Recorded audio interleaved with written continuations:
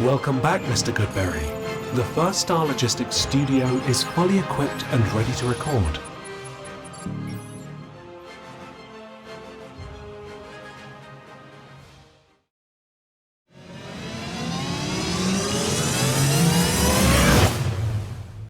We're gearing up for Monday Night Football. Your Cincinnati Bengals will take on the LA Rams. Not so much revenge. There's barely anyone left on that Rams team other than Matt Stafford and Aaron Donald, which, hey, let's beat them then. But the Bengals have some news today. We'll get to that. We'll get to some defensive film. A lot of people had questions about what happened with Lou Anarumo's scheme. Where was the pass rush? Where was the run defense? Again, they gave up a lot of yards. Was it real? Was it bad play? Or is anyone playing good on the defensive side? All of that will be answered. Plus, I think the game plan against the Ravens will show what's going on so far with the Bengals defense. And this is Bengals on the Brain. I'm Joe Goodberry. The show is brought to you by First Star Logistics, as always. And speaking of First Star, I'll be in the First Star suite this Monday for Monday Night Football. They're bringing me down there. Ring of Honor game, White Bengal game. I can't wait for that. I'm going to be psyched out of my mind. And I'll be even more excited if Joe Burrow is the quarterback of the Bengals for that game, obviously. Will he be? Let's start with the news. The Bengals lost Will Grier from the practice squad. The New England Patriots signed them to their active 53-man roster. If you didn't know, you can do that. Teams can sign your guy to the 53 as long as they're elevating him to an active roster. They can pluck guys out off your practice squad. Now, the Bengals probably had a chance to match that and say, hey, we'll bring you onto our 53-man roster. I assume either he chose the Patriots or the Bengals did not offer to match that, which means what are they doing with Joe Burrow? Is he healthy?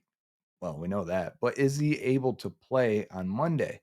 Because you can't just go with Jake Browning. You can't just go with one quarterback if Burrow can't play. I expect them to bring back Reed Sinnett on the practice squad. But again, that begs the question of what are they going to do if Burrow cannot go? If you would have asked me on Monday, I would have said 10% chance Burrow plays. As I sit here today, Thursday night recording, and you're going to watch this on Friday, I'm thinking 35, 40% chance he plays. And if you would have asked me on Monday, I would have said he's going to miss multiple games. If you ask me now, I'm not so sure he does. So I'm excited to see how this recovery goes, how the pain management goes. If he can deal with it, if he can get out there and practice the next couple days. He did not practice on Thursday. He went out there, he threw the ball, he walked, and then when practice started, he stood off to the side with a helmet, with a sleeve on his calf. Something to monitor. By the time you're watching this, he would have already either practiced or not practiced on Friday. I don't expect him to. Maybe he goes light on the last day on Saturday. We'll see. Let's get to the defensive tape. There's a lot to talk about. There's a lot of good, a lot of bad, and there's a lot of explanation on what happened last week in the loss to the Baltimore Ravens. Starting off with the first play of the game for the defense, we got a single high safety. That's Dax Hill there, as the Bengals are bringing a blitz with Nick Scott, and he's got him. If the Bengals could contain Lamar Jackson at all, at any point in this game, it'd be a different game. But he's Lamar Jackson. He makes it very, very hard to do so, as we can see there, as both Nick Scott and Sam Hubbard struggle with this. So here's Scott, 33 on the left side, coming around on the blitz. And I don't know how often you're going to see a guy like that at quarterback. So do you really kill Nick Scott for something like this? Or do you say, you know what? It happens. We're not going to really kill you here. But Jackson's not even looking at him. He doesn't even see it. He wants to hit quickly. Yeah, it's a good time for this. Let's draw this out. So it looks like here he's just going to sit down. And what do the Bengals do? They counteract with it by dropping back Trey Hendrickson and bringing the blitz from this side. So you're really only still rushing four guys. It's a blitz, sure, but it's a sending four from a different direction, from a different angle. And Jackson just does what he does. Now he's got Sam Hubbard containing on there, and he makes him miss. Makes two guys miss, which could have been a sack and a loss for a lot, turn into a positive. Something to see here, okay? I want to show what this one is. Hey, you've got motion at the snap, right? And then play action. What does motion at the snap and then play action do to your pass rush? Look at all the defensive linemen reading run, run. Even Sam Hubbard over there. He actually flares out. No one's actually pass rushing here. They're holding the line and now trying to keep Jackson in the pocket. You give him that long, what do you think's going to happen? He's going to find somebody open. You're giving him too long. So watch Logan Wilson here. He's going to say, "Okay, run," and he's going to fire his gun, come up. Now he's in no man's land. Look at him searching around. Where are you? Where are you? Logan Wilson is absolutely swimming right there. And again, let's look at Germaine Pratt from the other angle. Still the same play. Pratt's going to do a lot of the same. So he's going to, okay, it's a pass. Let me flip back as he sees the quarterback. He's got his hands on Mark Andrews, and he's going to flip the other way. Who's behind me? Who's to the side? Oh, there's a receiver calling for the ball over there. And all he did was widen the space and the window between he and Mark Andrews. Completed pass. We got motion coming across the field here. And what does this do to Germaine Pratt? Well, he's going to go with him. So now you got Myles Murphy and Pratt on the outside contained because there's two weapons over there. And what it does is Pratt falls, can't squeeze the hole. The defensive tackles are doing nothing there, as mainly Zach Carter can't. And we'll go back real quick. Watch Zach Carter here take on the double team, where he's getting pushed out, allowing the second guy to get up on Logan Wilson and widen this gap even further. And that's just a huge hole to run through.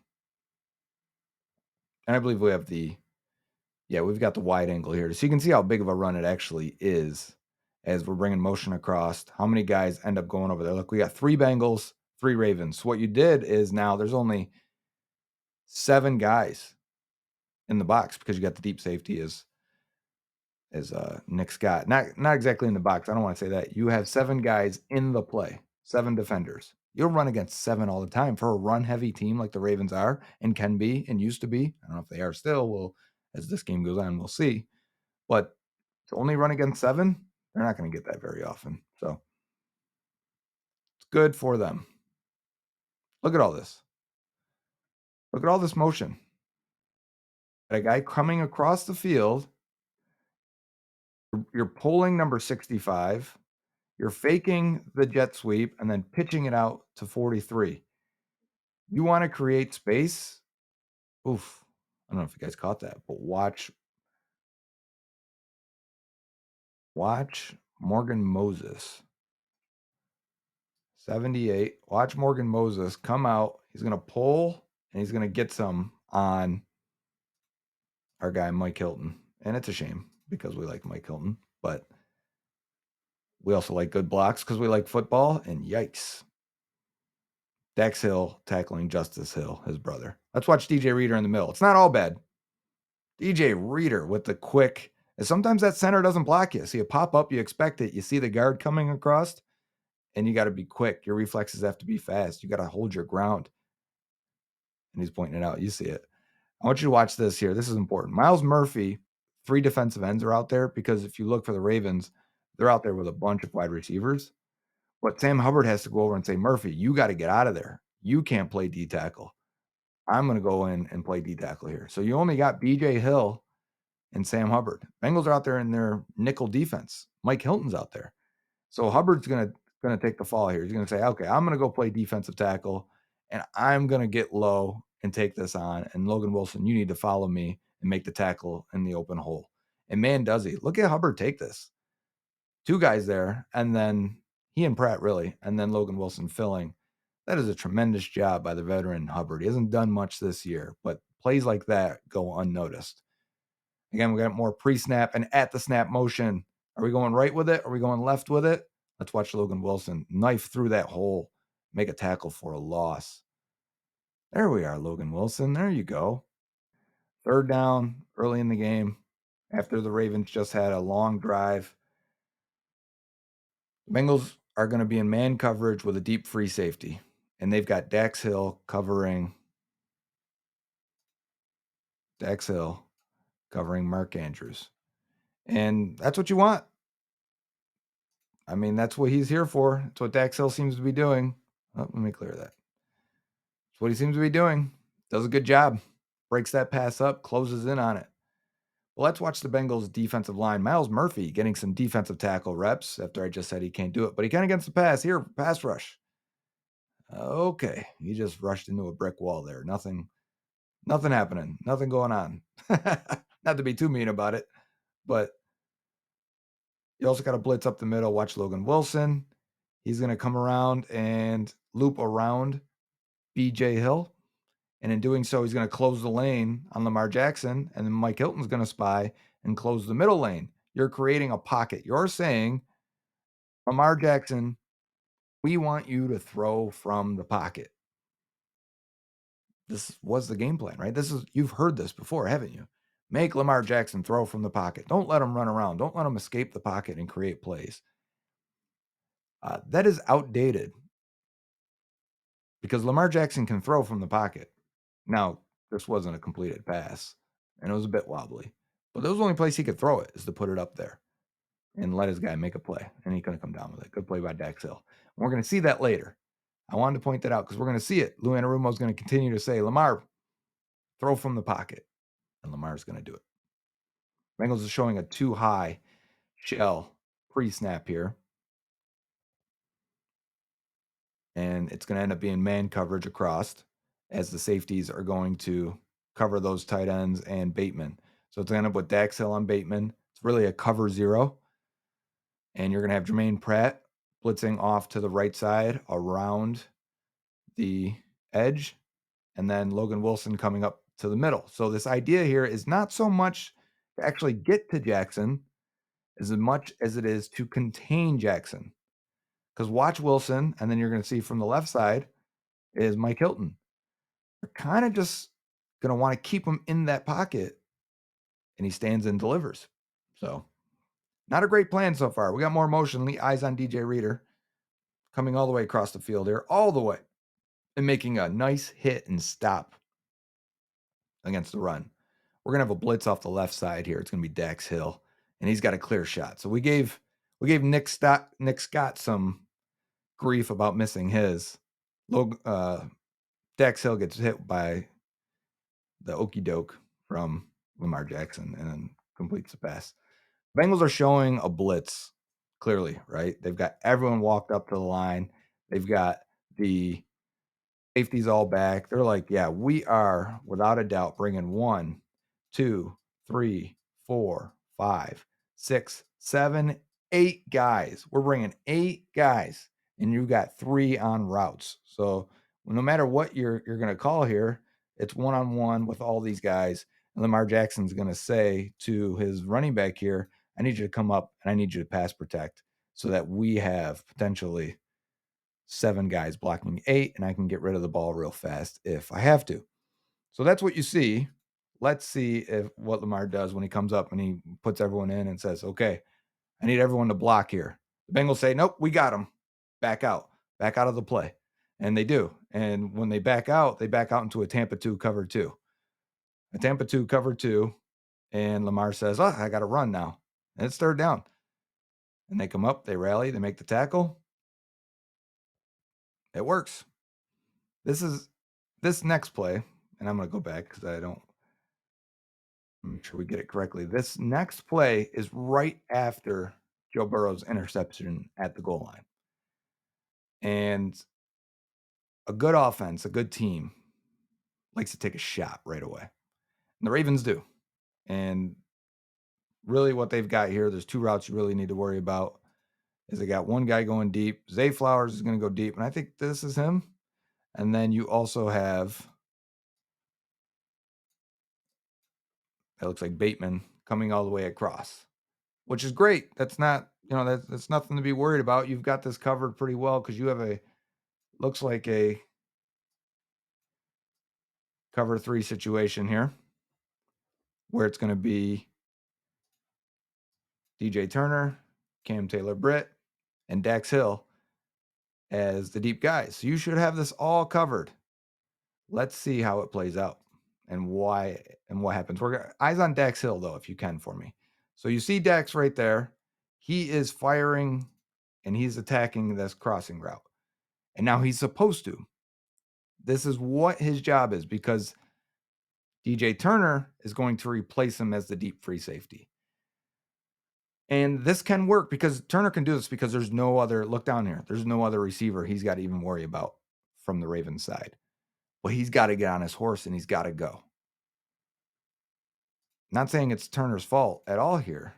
It's just that Lamar says, you know what? I see the safety rotation. I'm going to rip this ball, and I think I'm going to fit it between both these corners. And he does. Again, let's make him play from the pocket. Let's make him make throws from the pocket. Well, he just did.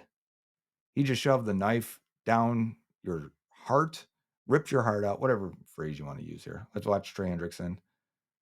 Where's he going, right? Hendrickson? How about Hubbard? This is the same play, guys. This is the end zone angle. Watch Hubbard and Hendrickson. Where's the pass rush? Where is the pass rush? These guys are covering the flats. What a throw. Hits him in the face mask. He could have stuck in his face mask. What movie was that from? Was that Little Giants? Great throw from Lamar. So you wonder why you get beat. That's how you get beat. But the Bengals are showing the same thing. Remember this? It's the cover zero. It's the blitz up front. The Ravens say, okay, we're going to protect again. The Bengals drop right out to a cover two. Tampa 2. Here it is. Same exact look again. And Lamar says, okay, I'm going to run, and I'm going to get the first down this time. So it's almost like, hey, I know what you're doing. Well, I know what you're doing, and I'm going to switch it up. This is a cat and mouse. This is a chess game. And here's when you want a defensive tackle that was a little more athletic. Eyes on Zach Carter. Screenplay. I believe this is the very next play. He gets in there. He makes a play. That's about he had a couple good plays in this game. That was one of them. He also had a lot to be desired. It's a nice hole shot over the middle as Nick Scott lays on the ground. Nick Scott getting a second concussion of the day. He was practice limited on Thursday. But watch Nick Scott for me. Here he is. And you're going to see, watch his eyes. As the play action, again, we got more play action. He's going to buckle to the right real quick just to check over there. And then he's going to look left. Okay, I see Andrews. I see what's going on. Look back at Jackson. Oh, now I'll go back and make a play. He just, that little hesitation of not being 100% sure allowed that pass to be caught. And then he ended up getting hurt because of it. Maybe not because of it. Maybe that's not the right way to say it. But Jordan Battle's in the game now, and he's your deep free safety. And we've got man across, and we've got a slot fade. And, oh, they almost nail it. Oh, they almost nail it. Let's go back, actually. Let's watch Jordan Battle. See how he kind of takes, he's going to kind of take an angle here. He's going to kind of go this way first, and then he's going to come across. Now he's got to go. Now he's got to get on his horse. Does he have the speed to get over there? I mean, he's running 5 yards in the end zone there, so not ideal. Jordan Battle again back here. Ravens are going to come right back to it. Slot fade. Aguilar, bang. I don't want to blame it all on Battle. Awuzie could have better coverage on these, but when you have a single high safety, you'd like to get some. Here's Myles Murphy on the edge. Oh, he's at D tackle again. I'm sorry. So where's the pass rush on one of the biggest plays of the game? Murphy and Hendrickson on the right side. The ball comes out so quick, so it's not. I'm not going to kill these guys for it, but yeah, he gets locked up. They've got the cuffs on him there. Not ideal. We're getting towards the end now. Dax Hill filling in the run. Get in that hole. Make a play. Bengals need a stop here to get the ball back. They need a chance for their offense to get the ball one more time. It's third down. Make a stop. Someone get on Lamar Jackson. Someone spy him. Someone stop him from running. Bengals are unable to, and the Ravens ice the game. Eyes on Logan Wilson as he's going to see Lamar. Lamar's going to step up real quick, and Wilson's going to fire. He's the spy. So now as Jackson goes outside, Hubbard needs to stay outside, and Lamar just dances with him and then burns him. That's what makes Lamar special. And that's how the Bengals lost the game. So as you can see, Lou Anarumo didn't really have a great game plan going in. He wanted to blitz Lamar Jackson. Lamar really struggled with the pressure in week 1. The problem is the blitzes didn't create any pressure. And what it did is it just took more players out of coverage, made the picture maybe even clearer for Lamar. Lamar made guys miss in the backfield. It's just keeping him in the pocket seemed very outdated in a lot of ways. And Lamar looked like he could throw the ball, and that offense looked new and how it probably always should have looked for Lamar Jackson, who, again, if you're a Bengals fan, there's a chance you have watched Louisville games. Lamar could do it then, too. He played in a pro-style offense. This is not anything new. But the Ravens, I'm not trying to blow smoke up. They look good. They looked good. And it's going to be tough for the Bengals unless they find a way to change their game plan the next time they play him. And that's where Lou Anarumo's strengths and Zach Taylor's strengths lie, is they will switch it up. They will try something different. They're not afraid to do that. And makes me want to really watch that next game then. But I will give the Bengals credit because they had to play a new Jim Schwartz defense. They had to play a new Todd Monken offense for the Ravens back-to-back weeks. Meanwhile, the Bengals have the same coordinators, the same staff for how many years now? There's less surprises for the opponent. Whereas the Bengals had some adjustment periods and some guessing to do with what these offenses and defenses would look like in their division rivals. Having said that, I think there are some issues on the defensive front. They don't have a pass rusher inside. Currently, they're ranking near the bottom of the league from DJ Reader, BJ Hill, and Zach Carter in pass rush win rate from defensive tackles, if you use PFF. The same can be said for Sam Hubbard on the left end spot. He's one of the bottom pass rushing defensive ends in the league right now from a numbers perspective. Now, the Bengals were losing in both of these games for the majority of the games, so it's hard to get a great pass rush. You're not going to be able to pin your ears back and really do it when both teams are heavy running and play action and misdirection teams. But also, these guys are playing way too much, and it's because the defense has been out there for so long, but they're in the bottom of the league for 3 and outs, so they're giving up too many plays on defense, and because of it, because of Joseph Osai's injury as well, I'll get to that, but Sam Hubbard's on pace to play over 1,000 snaps during the regular season. That is far too many. He's up there with the elite defensive ends in the league. There's only like 4 guys that'll even get over 900, 950 snaps this year. He should not be with that grouping. That needs to be more Cam Sample. It needs to be more Myles Murphy. As bad as Murphy's looked, and we'll talk about Murphy, but getting Osai back should give these guys a little bit more rest. I don't know what they're going to do at D-tackle. Can it just be kicking Osai in? You need to find somebody else that can rush inside. So far, that's been a major issue. I think Nick Scott has had his struggles and troubles. I like that he's fast. I like that he's aggressive. I like that he's willing to hit. I like that he can play free and strong. I don't like that he's a click late on things. I don't like that he's a bit wild and misses tackles. And I don't like that he's doesn't always stay with sound integrity in terms of gaps and running the alley and getting to the correct spots. He flashes enough, but he's definitely not Von Bell in terms of being sound, and you can see that. We'll see if he gets better as the season goes, but it's something to monitor that they may have taken a step back at the one safety spot so far. It's only 2 games. Will they get Osai back? What will that rotation look like at defensive end? Because it's not just Hubbard that's on pace for 1,000 snaps. Reader, Hill, and Hendrickson are on pace for career highs in regular season snaps.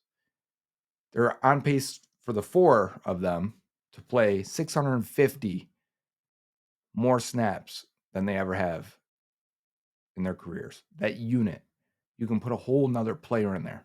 Osai has never played 650 snaps. We're talking about a lot of snaps that are still out there to be split up between Myles Murphy, Joseph Osai, and maybe another defensive tackle, maybe somebody that can rush the passer. The Bengals can climb back into this before the trade deadline. Maybe that's a spot they address on the defensive side.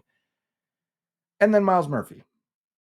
Some people are really disappointed. If you watch the show, you know I wasn't very high on Murphy coming out. I thought he liked a pass rush plan.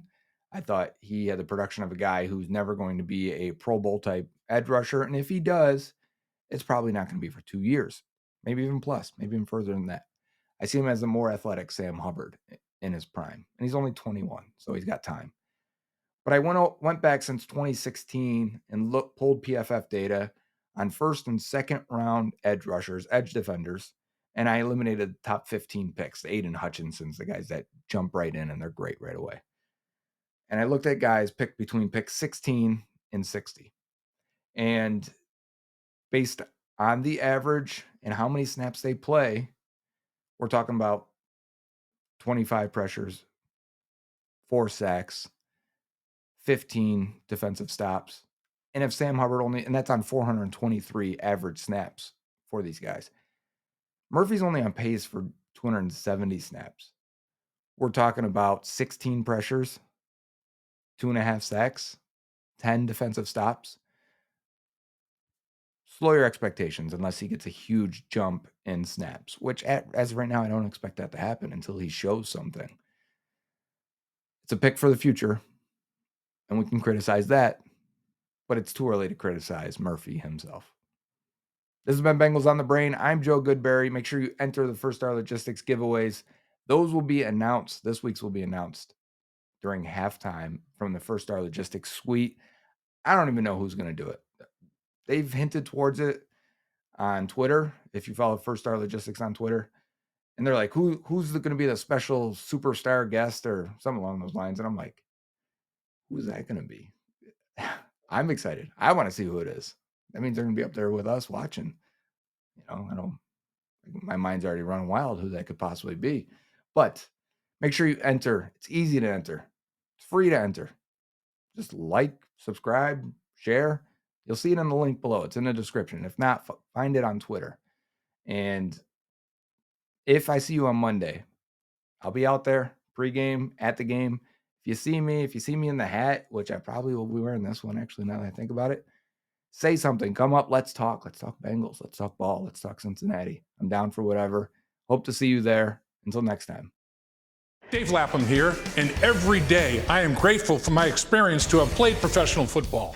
As a player, I realize self-motivation, leadership, and appreciating your teammates are key. At First Star Logistics, you can use those same attributes to create the life you want for you and your family. Build your future by working hard like I did. You'll see results both on and off the field. Call First Star Logistics today and be part of our winning team. Opportunity knocking.